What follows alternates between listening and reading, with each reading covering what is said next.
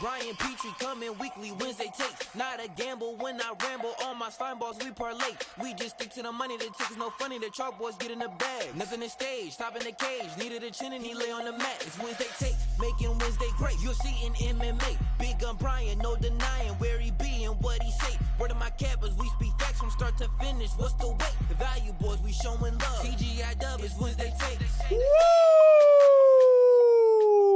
Making Wednesdays great, baby. Welcome to episode 2 of Wednesday Takes. Oh my goodness, guys. The feedback, the comments, everyone. We're up 100 subs. I promise I won't keep talking about subs once we hit 1K. At 70-30-ish. Let's get it at 1K. Tell a friend, tell a babysitter, tell a girlfriend, tell a mistress, tell your side chick, whatever. Let's get it to 1K, baby. Amazing feedback from the first show. I love it. Listen, I'm a guy that's going to give his opinions. I'm not always right? And I love a good debate. And I got to be honest with you, my era Hawani, my 3 things about Hawani, I'll be lying to you if I said it was 50-50, people going defending Hawani, defending me, or not defending me on my side. It was more like 60-40, 70-30 people on Hawani's side. You know, people were like, hey, I think you might be a little too personal on this one. I think, maybe a lot of it, might just be like little small stuff. And I respect your opinion. A lot of people came out respectful. Other people, did not. Said I was drunk, which is hilarious. Drunk off fucking life, bro. But yeah, it was good. It was a good little thing. Again, I said on my podcast, the MTX, the last one, whatever one I did, or whatever it was.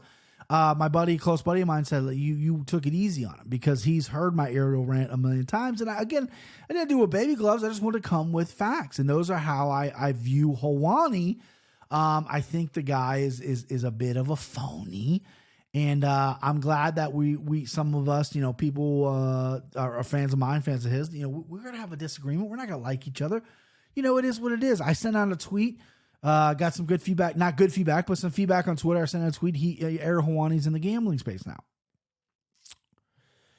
Yeah, he's in the gambling space because sports gambling is very big, very popular. So Hawani got a check cut to him by BetMGM to hawk some of his picks, to do a little video or whatever. And I just, he doesn't gamble. So it insults me as a guy. Not only do I want that check, but there are so many other cappers on MMA Twitter who are better than me, who are deserving of that money besides Hawani. But Hawani's getting the money because of who he is. That's kind of how the world works. The rich keep getting richer, not knowing if Hawani's rich or not. I'm sure he's pretty well off. But I sent out a tweet like, oh, you're gambling now? That's cute. Show your slip. And other people were like, all right, listen, man, enough with the Hawani. Well, unfortunately, I'm going to keep going at the guy if I deem it phony, and the gambling stuff is complete phony baloney. For sure. But yeah, it was some good feedback. A lot of people liked the story time at the end. I wasn't going to do it on this time, but I'm going to end the Wednesday Takes with a story time as well. And we're going to cover some things. We're going to get over some things and we're going to do some stuff, right? Ever improving here on Wednesday Takes, baby. Now, this isn't meant to be a gambling show. That's all I do. Again, I'm trying to show I'm one trick honey, but I stopped doing the recap show because I felt like I was wearing myself a little thin. And then I would get people tweeting at me a couple weeks ago going, hey, it'd be really cool if you did like a recap show where you recapped all your bets and, you talked about how many units you're up or down and stuff like that. Well, I had been doing that from the beginning. No one was listening to the show. I went and looked at the numbers, very low numbers compared to the Pick'em podcast. And, I want to try to focus all my energy at the visual aspect of this show because, this show is strictly YouTube. However, if you wanted this to be on a podcast as well, listen with your ears while you're at work, while you're driving, whatever, audio only, let me know. I can make that happen. Not a big deal. Drop a comment, see what it is. But thank you for everyone tuning in and watching and subscribing and disagreeing with me and being respectful when you disagree with me or not being respectful. Who gives a fuck? Who cares about being respectful? It is what it is. You disagree with the take, it is what it is. We all got opinions. But yeah, thanks for watching. Thanks for commenting. You know what I mean? I got a lot of engagement for having, 700 something followers. I had like 80, 90 comments. I love that. Let's keep it up. I try to respond to as many as I could. I think responded to all of them. Really super positive stuff and just awesome stuff. So since I'm not doing the recap, I do need to do a small betting recap to let you guys know I lost my fucking shirt on Saturday. I had Chris 3 ways. I had them 4 ways. Excuse me. I had 3 individual single bets on them. One of them as a dog, one is even money, one is a dog again. Had them in a parlay, the slime ball parlay, which lost. And yeah, and it just was not good. He's also my mortal lock. I went 1-3 on my locks, 7-7 on my picks. Got absolutely fucking hammered, butchered, because I had the Beatles parlay, which I gave out, which was a 4-legger. DeCasey, McCann, Patty Pimlet, and then Tom Aspinall. Tom Aspinall blew his knee out in the fucking first 15 seconds. There goes that parlay. The only bet I won, I lost on Gustafson. It was originally 14-1 by submission. Ended up falling 12-1 when I placed my bet. Still placed it. Feel like an idiot, but that's the name of the game. 12-1. I thought he was going to wrestle. He didn't. Got knocked out pretty quick. And then the only bet I won was DeCasey over 2.5 takedowns and Patty by finish. I didn't specify any, just in a finish. And that was a very little baby bet. Not a lot of money on that. So your boy lost his shirt. Your boy got absolutely wrecked. Yeah, 1 for 3 on my locks, lost both parlays, which I had some decent sized money on it. Slime ball parlay is 10-13 on the year. Rebound that, but that's the great thing about betting MMA. You know, we bounce back, we move forward, and that's what we're doing for this weekend. UFC 277. I'm gonna have the pick'ems tomorrow live on this YouTube channel with the boys Christian, with the boys Timbo. The boys are back in town. Fucking gorgeous. I can sing, can I? I can fucking sing. But that's going to be a lot of fun. We're going to break down UFC 230. Or why I keep saying UFC 230? UFC 277. It's on the 30th, July 30th. I broke down 4, 5, 6 fights on Anakin Florian. Go check that out. Amazing channel. Thought I did a pretty good, thorough breakdown there. Yeah, and let's get into it. Dana White Contender Series was last night. Just a quick little headline here before we get into the topics. 4 fights. Dana seemed very unhappy. First fight, Costa versus Luna. Kind of a slow fight, but I thought Costa looked pretty good for 125er. Probably knew he wasn't going to get the contract, because he started slow and picked his shots, and it is what it is. Then we got my guy Ray Longo's boy, Dennis Bazooka. They call him Bazooka. Second time on the Contender Series, fought Melsick last time out, competitive fight, had a lot of problems, health issues, whatever, came back out, fought a young, very green, very inexperienced dude from Team Alpha Male, and I felt bad for Bazooka because I thought he looked good, but he had a guy diving at his legs every 2 seconds, hurt him in that second round. The kid's tough, but he's just so green, and all he knew how to do was wrestle, and he had a wild overhand left. That was about it. Hard to look good against a guy like that that's just diving at your fucking legs. But, the judge gave him the Bazooka lost the first round according to the judges. It was just pretty much a clinch fest. Lay and pray against the cage. Cage and pray. What rhymes with cage? Terrible. But I thought he looked good. He's got 9 fights. He was 7-2 coming in. He's 8-2 now. Didn't get a contract, but I think he's going to get a call up. They always call the big gyms for a short notice fight. My advice to him is if they don't give him another shot at Contenders later this summer, just stay ready, because I think he is ready. He had a rough third round. I thought the third round showed some IQ issues. He went for a takedown, which just seemed like a lot of energy, and then he was crowding his punches a little bit.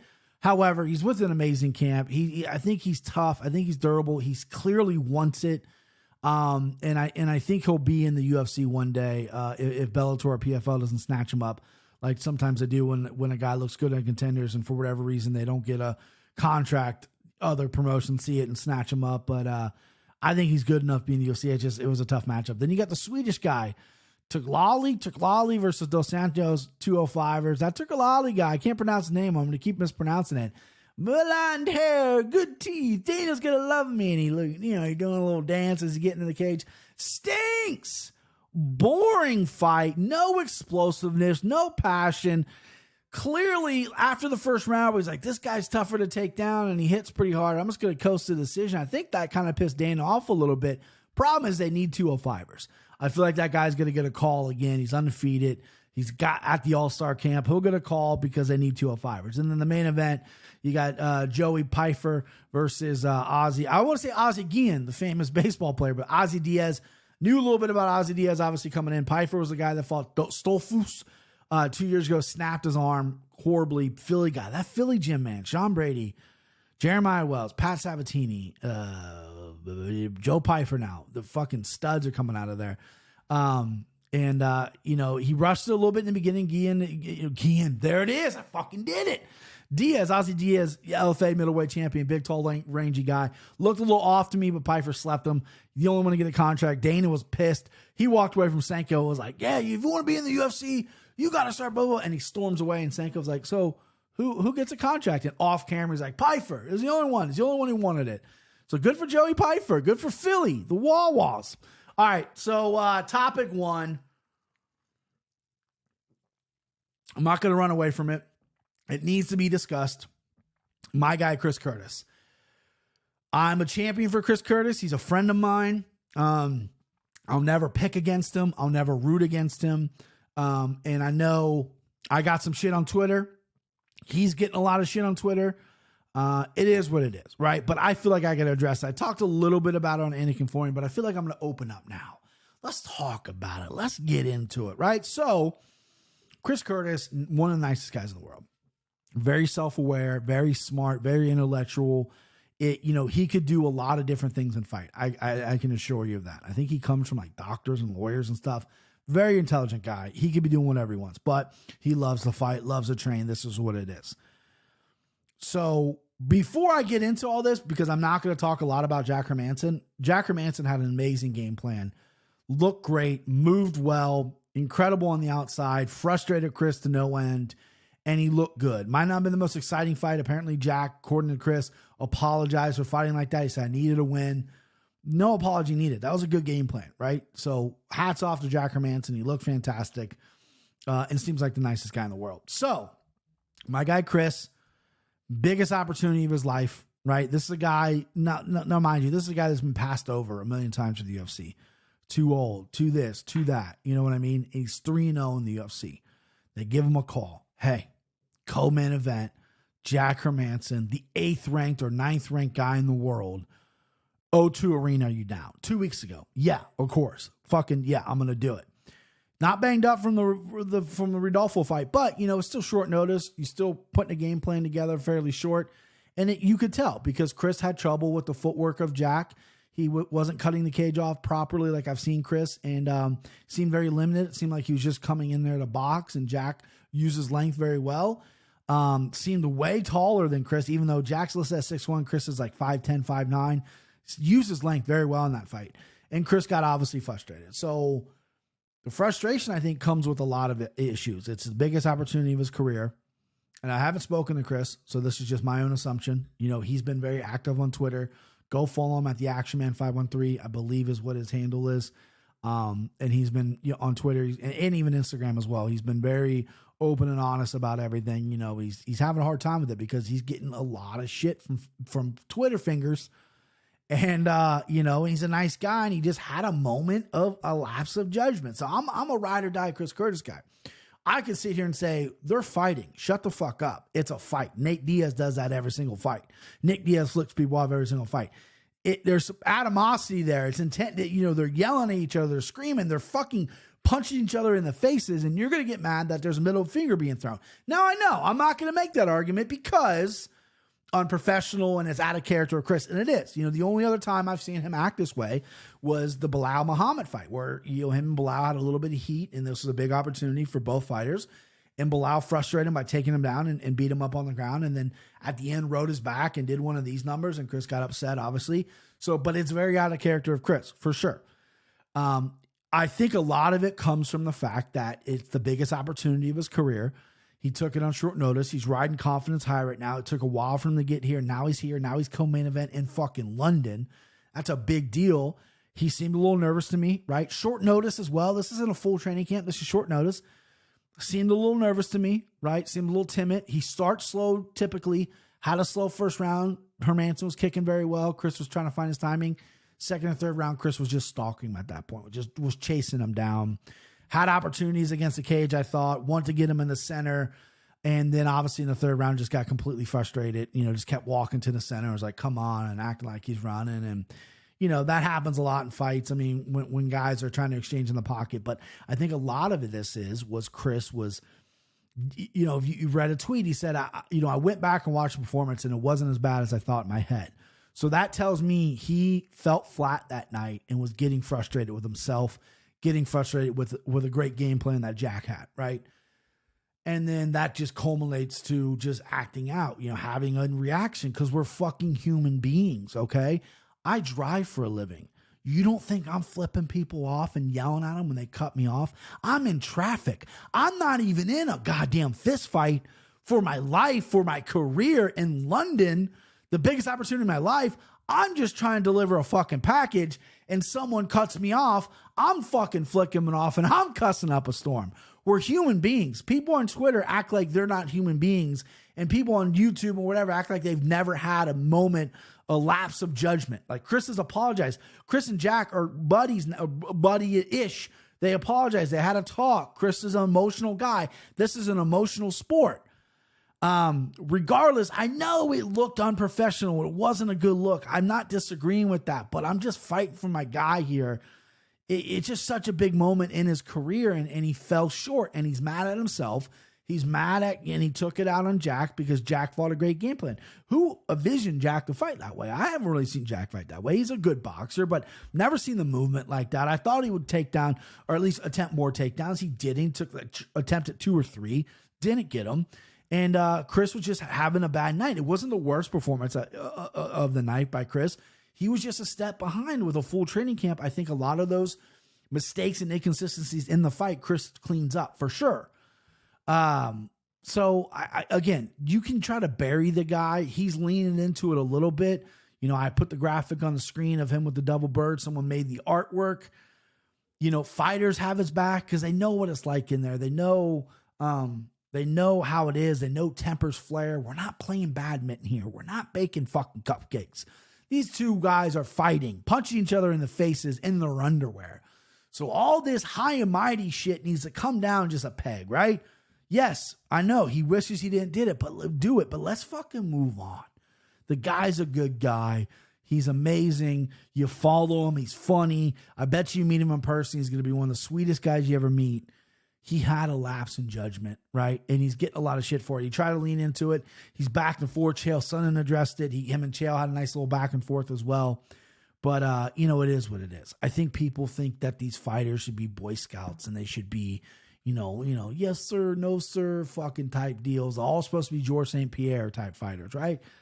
They're not, right? Some of these guys are fucking savages. Some of these guys are competitors. And some of these guys, sometimes they just have a lapse in judgment and they fucking lose it a little bit because either they're not performing up to their standards or they're just having a frustrating night. And every single fucking person that's watching this has had that moment in their life where it's been frustrating as shit. You ever try to wipe your kid? For the parents out there, you change a diaper and you go and you take one of the wipes out and 50 come out and you're trying to just get fucking one. You should see, if there was a camera, well, there's a camera in my kid's room. If I put video up of me flipping out doing that, like you would think I'm a psycho. And I'm not even in a fucking fight with another grown ass man, 8th ranked in the world badass. So everyone, lay off Chris. He, you know, is a great person, great guy, 3-1 in the UFC. He's going to get another opportunity. And it is what it is. That's what, you know, hey, Max Holloway, it is what it is, baby. It is what it is. All right, topic 2, Twitter question. So I fired this off on Twitters, and I said, will Jon Jones, simple question, will Jon Jones win the heavyweight title? Think about it. Thought about it. So I had a lot of comments, a lot of responses. I have a take. You know, it is what it is with my take. Hold on, let me look something up here. See, if a professional would edit this out, me looking, what the fuck? What, there it is. Well, a professional would have edited that out right there, but you know, what are you going to do? All right, so will Jon Jones win the heavyweight title? So he hasn't fought in 2 years. Last fight was Dominic Reyes. Thiago Santos, Dominic Reyes, very close competitive fights. People think he won or lost the Reyes fight. I actually don't. I did score the Santos fight for Santos. I thought that was a kind of a lackluster performance by John, but it is what it is. Scorecard say he won. He won. I'm not going to argue that, but he wants to take time off to go to heavyweight, Will he be the heavyweight champion of the world is the question. My answer before I get to the Twitter questions, no, he's not. I don't think he'll win it. I think he matches up well with certain guys in that division, but take a guy like Curtis Blades, for example. He's not going to take Curtis now. He's not bigger, stronger than Curtis. Jon's biggest weakness is his hands. Like, yes, he has technically good boxing, but he doesn't hurt anybody with his hands. He has no knockouts. He hasn't even dropped anybody with his hands. He knocked DC out with a head kick. His kicks are very good, but where's his hands at? He's not going to sleep guys. Yes, he's sizing up and he's taking time off to add size or whatever. Turned down a fight or outpriced himself for one of the fights earlier in his heavyweight journey. But you look at a guy like Curtis Blades, who's like a fringe gatekeeper at this point, because I don't know if he's ever going to get a third fight with Ngannou, who's the champion. A lot of people don't want to fight the Curtis Blades fight because his wrestling's one of the, statistically one of the best on paper in heavyweight. And obviously Jones has a battle, rumored to have a fight with Stipe Miocic, which I think Jon matches up fairly well, but I think Stipe is going to give him problems. Now, Jones the GOAT, right? I didn't put him on my pound for pound list because he hasn't fought in 2 years. So you get eliminated from that. He's the best light heavyweight I've ever seen, for sure. I don't know if that's going to transition to heavyweight. He's getting older. He's taking a lot of time off, 2 years off now. And on top of that, all the drug stuff and all the steroid stuff and all the suspensions. Like, this guy's missed a lot of his career. He's 35 years old already. I remember when he was a 23-year-old world champion, 22-year-old world champion, whatever he was. Now he's 35. And I felt like we missed a lot of Jon Jones time. So no, my boy Timbo is a Jon Jones fan. He's not going to like me saying this. I don't think he wins the heavyweight title. If he fights Stipe, he's got to be on his P's and Q's. He's been out for so long. And I think Stipe, unless Jon really leans on his wrestling, I think that's a tough fight for Jon. I think Ngannou is a tough fight for Jon. I think the size of these guys are going to be tough for Jon to deal with. That's my 2 cents. I don't think he's going to win the heavyweight title. Now, again, I don't love Jon Jones as a human being. I'm a guy that's like, listen, steroids, drugs, hitting people, all that stuff. He's a young man. People make mistakes. God knows I've made a million of them. Okay, right? Doesn't mean he's a bad person. Still a great fighter. But when the video cam and all the reports came out about the wife stuff in Vegas, and she's terrified, and they got 3 daughters together, I don't want to get into it, but that's when I wrote him off. That's when I'm like, I'm done with this guy. I can't. This is the woman of your children. This is a woman, period, and the mother of your children, and she's terrified of you, and you put your hands on her, and God knows what you've done in private where it hasn't came out, and it really hit home to me where, like, I don't care if I ever see this guy fight again if he's that kind of a human being. But he is going to fight again, charges. I don't know what kind of charges he got. Didn't look into it. But again, my answer is no, not a heavyweight champion. I should have got Timbo's response for this because I know he's going to say yes, but I'm going to hit up the Twitters. 7 responses here, a lot more than 7. Sorry I couldn't add you all onto the stream here, or the video here. But, everyone that responded, I appreciate it. So Jarrett, at Jarrett Hostile, right? Yeah. Okay, he's had the time and obviously has a skill, but there's a big but right there. Will he have to adopt a new game plan or strategy for a guy like Ngannou? Will he use more wrestling? I feel with him getting older, the recipe is there for him to finally lose. There's just so many moving parts now. Kind of what I said. I think he's going to have to really lean on wrestling, which he's never really done. His length is still going to be a huge part. He's hard to hit, but he can't fucking bust it great. The guy doesn't have power in his hands. I don't like that transition to heavyweight because Ngannou can put you out. Jones is showing, I can't fucking say his name. Jones is showing a good chin, but you get hit by Ngannou or even a guy like Blades. For the 15 seconds against Aspinall, Blades look fucking good. So Jared Hostile's got some good points. Next up we go, I'm going to mispronounce this guy's name. He's a fan of the Anakin Florian. He started following me after that. Eric Goulet. It looks like Robert Goulet. Eric Goulet, but Goulilat. I'm sorry, Eric. Please tell me how to pronounce your name. 14 wins against Stipe because he's too old and not the same hunger, and outpoint Francis by decision, then loses to Tommy on the ground. That is very specific, and I love that. Thinks he beats Stipe. Stipe's old, doesn't want to be there anymore. That's a good point. Outpoints Francis by decision. in a world I can see that, but Francis is getting better and is a freak athlete and hits really hard. But I can see that. I don't necessarily think that's going to happen, but that's a way. He's not going to finish Francis and then loses to Aspinall on the ground. I'm assuming Tommy Aspinall on the ground. And I love that prediction. I'm going to save this because if Aspinall and Jones fight, I'm going to play fucking Tommy Aspinall by goddamn submission. It's going to be, 20-1, 15-1, but I'll play it, babes. What's up? This is a good omen. Next up, you got Josh Duckworth, Devil's Avocado 82. Great fucking handle. John beats everyone they're talking about. So this is a Jon Jones guy. This is the GOAT. This is the 205-pound GOAT. People still look at him that way. And how can you blame him? Because there's no blemishes on his record besides that one bullshit Matt Hamill won.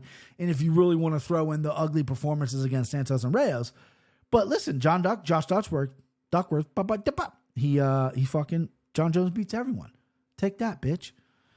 Jerry Mark, Henders Shooter 14. He can absolutely put together a very boring defensive-minded decision versus the champ. Those long arms are hard to get through. Can't disagree more. Or can't agree more. Excuse me. I agree with you, Jerry. Yes, long arms are going to be a problem, but I really just, the power there, I think guys at heavyweight are just going to walk through his shit.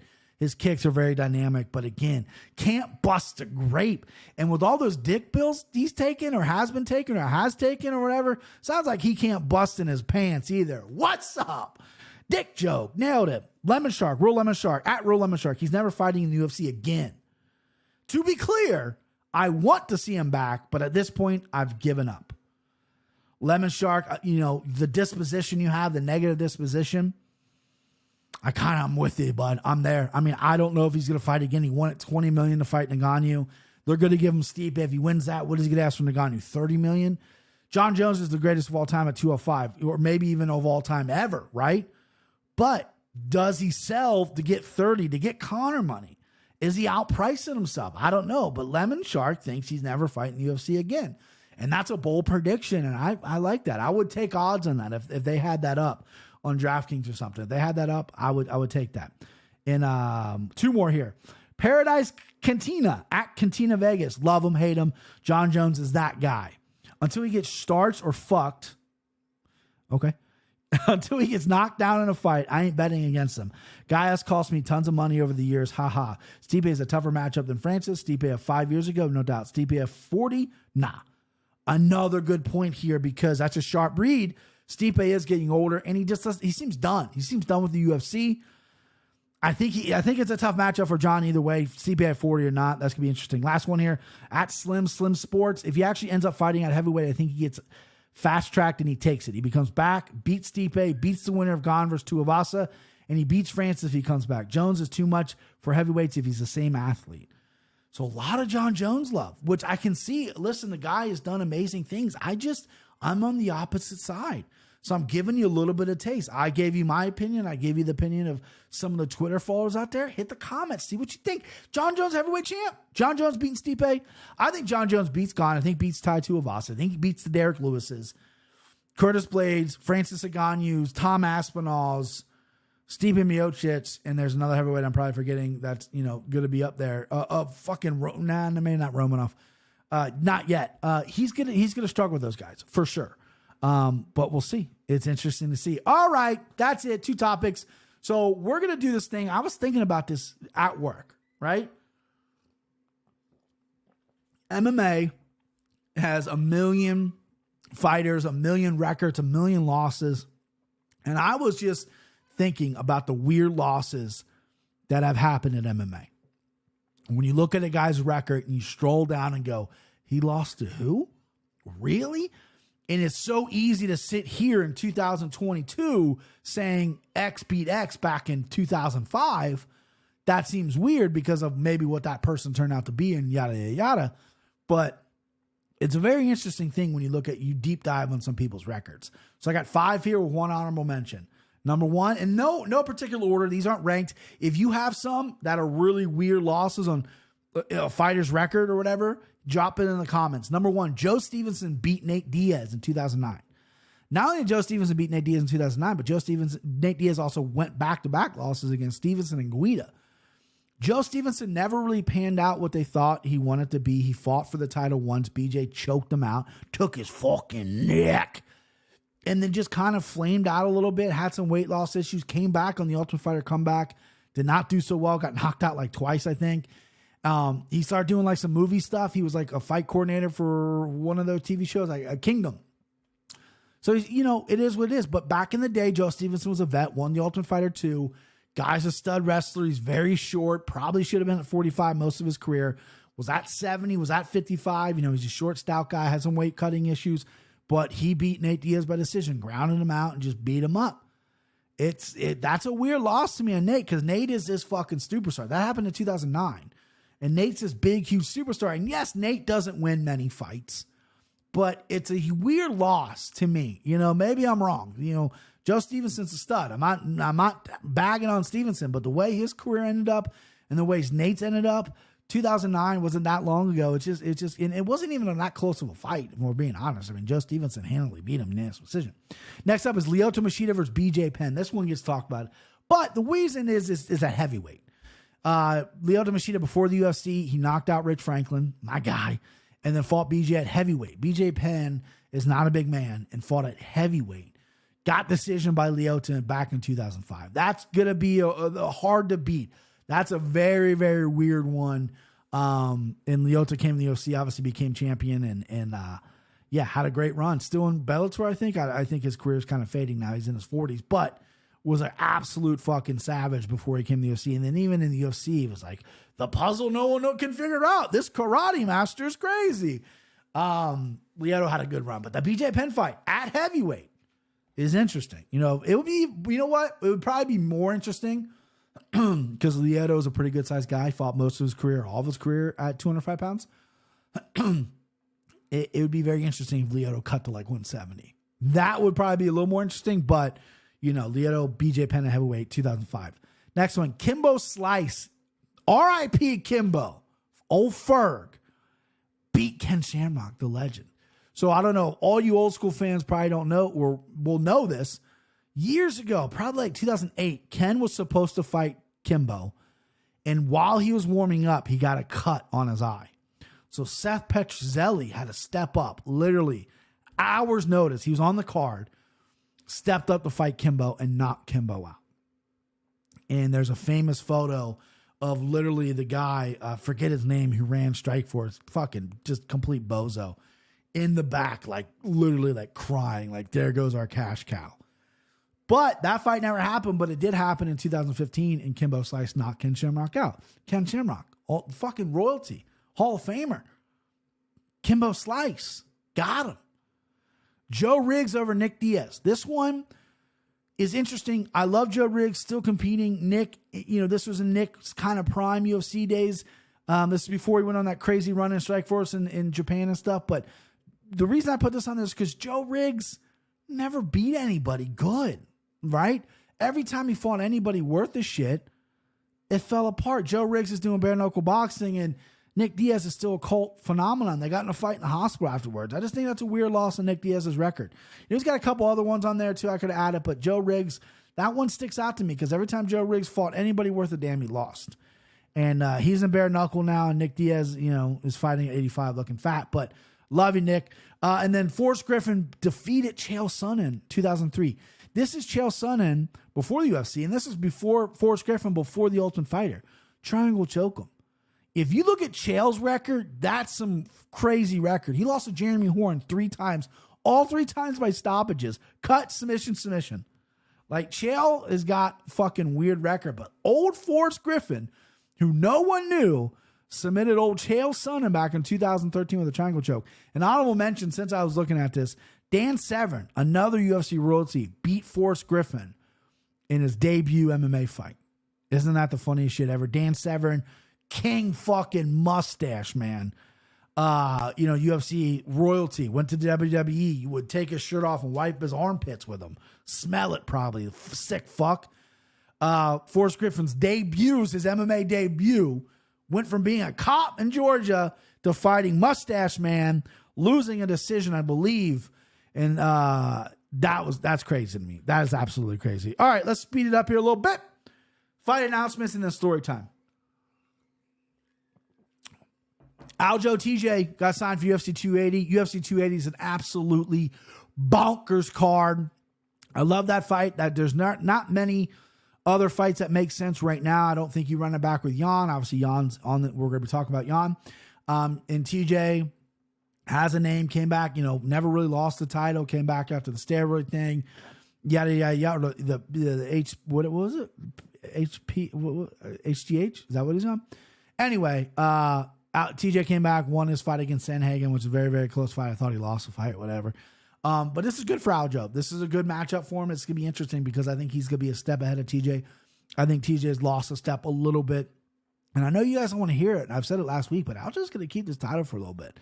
I mean, he matches up really well with guys at 35. The only guy is Jan who can give him problems because Jan's a stud.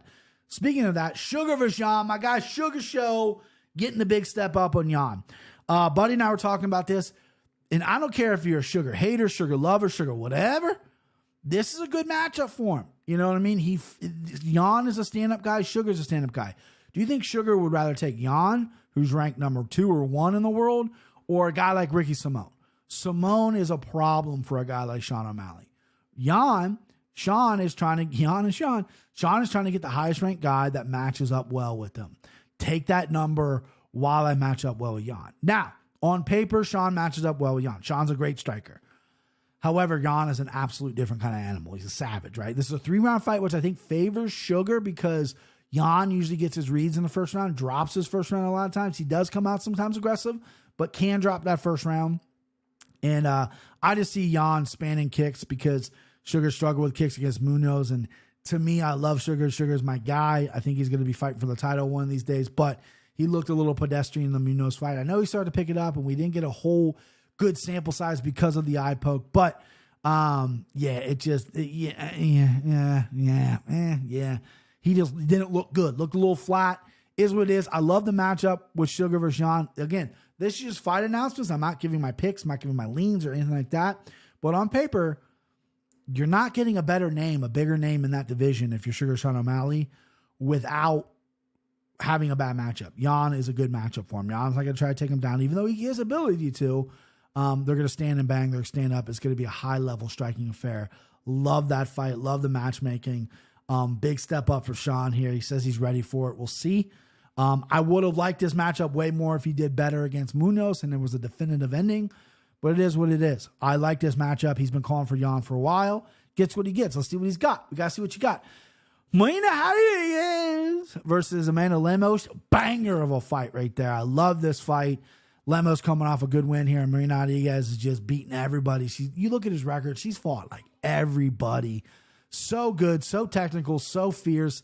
5 rounds in there, like nothing, like butter.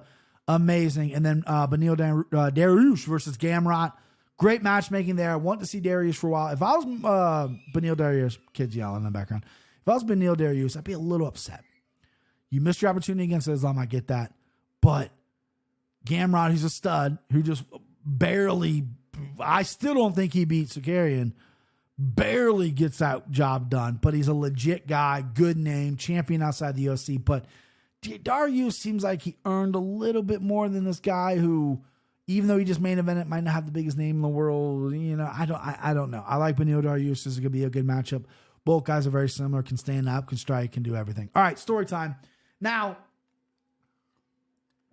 I went a little heavy last time with the seizure and stuff, and so I'm going to go a little light here.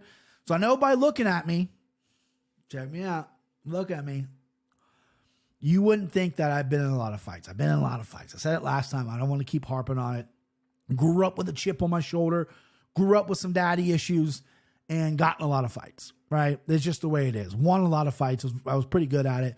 Had a reputation in high school being the tough kid and what have you. But 99% of those fights that I've been in, and I could tell stories for days about these fights, right? 99% of them are very cringy. I don't like telling them. I'm embarrassed by them because of the way I acted in the story and the way I acted in real life and how I acted. It just really happened. And it just bothers me because I'm a grown up now, right? I was never a grown up until maybe how old was my daughter 5 years ago? I was a pretty big piece of shit growing up. I had an ego the size of this house. and a lot of things, right? And then, but I just, all those fights were very avoidable. Even if I'm like, I'm sticking up for my chick, man. He said something to my buddy. He bumped into me, like all that dumb shit, right?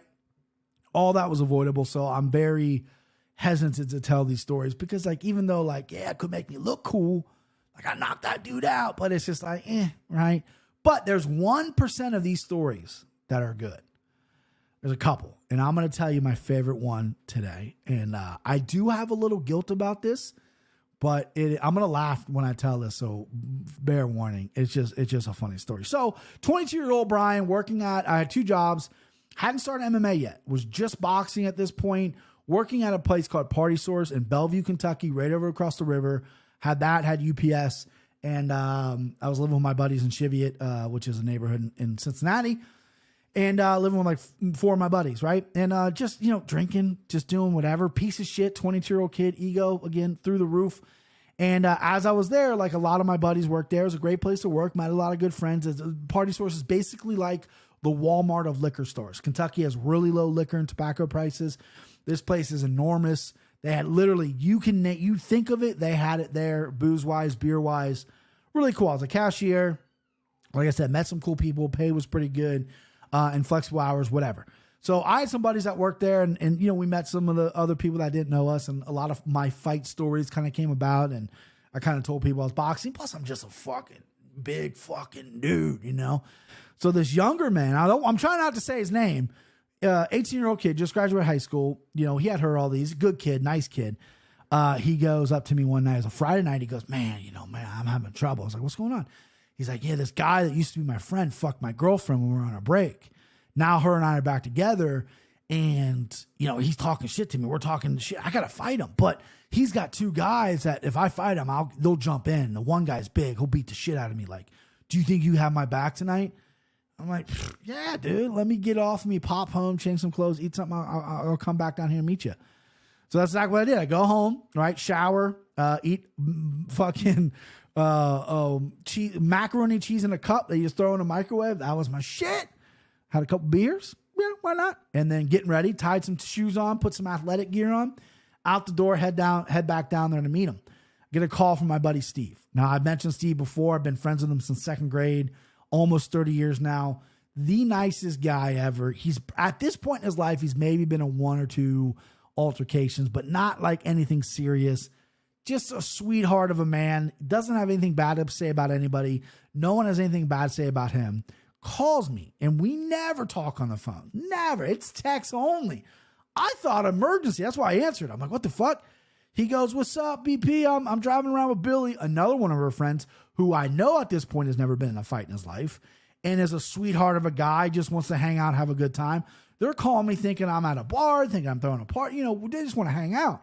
I said, what's up, boys? I said, sorry, I'm not really getting in much tonight. I'm actually headed down to help this guy I work with. He's going to get in a fight. He's afraid to get jumped. I'm going to go help him. They're like, we're there. Where are you meeting at? I was like, oh, okay. So they meet me down there, and we all get in his girlfriend's car and go to this party. They're having a party. And in the car, I'm telling these guys, because the guy that we're going there to fight, the dude who fucked his girlfriend, has never been in a fight. Billy, who's a big guy, 6'2", 6'3", he might even be 6'4". Sorry if I'm shortchanging you, Billy. 240, 250 pounds, big kid. Steve, not the biggest guy in the world, but it is I'm telling him, like, listen, when we get there, there's apparently a redheaded kid who's the toughest kid there. He's going to jump in. He's big and can fight or whatever. I got him. Now, my only piece of advice for you guys is do not push anybody. Do not get in anybody's face. If something pops off, you fucking swing. You don't hesitate. I'm not asking you to sucker punch anybody, but if some guy's staring across from you and you guys are ready, and instead of jabbing and pushing them and going, whatever, just fucking go, right? They're like, yeah. So we get there, we pull up, and they're all in the driveway, and I'm just yelling. I'm yelling the kid's name, whatever the kid's name that my buddy was supposed to fight. I'm yelling his name, and I'm joking around and running my mouth like crazy. And again, 22-year-old idiot. I was looking for a fight. And they come down like, who the fuck are you? And then the dude that were there with him and the guy, they're both literally the same size, or smaller guys. And they're like, what are you doing here? What are you doing here? And they're like, and then like after like a couple minutes, I'm like, are we going to fucking fight or what, guys? Let's get this going. The big redhead guy goes, hey, you got a big fucking mouth. I was like, yeah, come close it, right? That's what I wanted. My buddy Steve jumps in front of this guy. Hey, who you talking to? Gets right in his face. What I told him not to do, who you talking to? This dude fucking leaps, puts him down right to the point of the chin. Down goes Schmitty. Billy, the bigger guy we were with, just fucking tie clinches him, right? Got the tie clinch and starts kneeing him and trying to control him. It's like, hang on, big fella. 3 other dudes rush me. Now, their other 2 that were here to fight are finally now fighting. The funny thing is the one guy to jump over Steve to get to me. He fucking had to jump over Steve. So 3 guys are rushing me. My asshole puckers tighter than fucking whatever's tight, right? I have a butthole. I pucker up. I'm like, oh shit. And I just fucking close my eyes, boys, right? And I just throw a overhand right. Just eyes closed. I don't believe in lucky shots MMA because you threw the punch. This was a lucky shot. 3 guys rushing me. I just closed my eyes and ducked my head. The one dude ran right into the right hand. Fucking hits the concrete. I'll never forget the thud I heard when he hit. Just out. The other 2 are grabbing me, right? So now we're like in like a hockey fight. So I got the dude to my left and I just start uppercutting him. And then he just runs away. The other guy was the guy that my buddy was afraid was going to jump in. He's like a wrestler. So he's diving at my legs, like just shooting on me, right? And he was not that big of a guy, so I'm controlling him, I'm defending. And then I got his neck, right? No MMA training. I've been watching MMA. I don't know how to do a guillotine, but I had his fucking neck, right? And he's gurgling. And I literally was like, I'm going to jump to my back and choke this guy out. But then I'm like, but I don't want to be on my back. So then I pick him up, fucking Jake Roberts, DDT, right on the concrete. His head hit the concrete. Boom. He pops right the fuck up. I'm like, what the fuck? Dives at my legs again. As he dives, my leg gets caught between the curve and the grass, and I go down. I'm like, ugh. My knee gets out, and then he stands up, and he just starts kamikazing my head. So then I pick him up and throw him over my fucking body. And then as I turn to get him, again, he hits around, pops up like a goddamn jackrabbit, right? Super athletic kid. He pops up, but I just shove him at this point. It's all I could do. He flies through a wood fence, and then I got him pinned, and I just start fucking kneeing him in his head. I look over. My buddy Schmitty's making his way to his feet.